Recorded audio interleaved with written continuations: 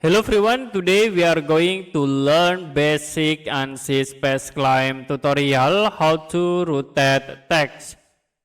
So I will create new design, and to insert text you can go to detail and click on the node tools. I will click at this point. You can set the names, like I will set into Mufasu Cat. Now you can click outside to apply. And if you want to rotate this text, we can use the move tools. Go to design and then click the move tools. And I will select the text objects, notation plane.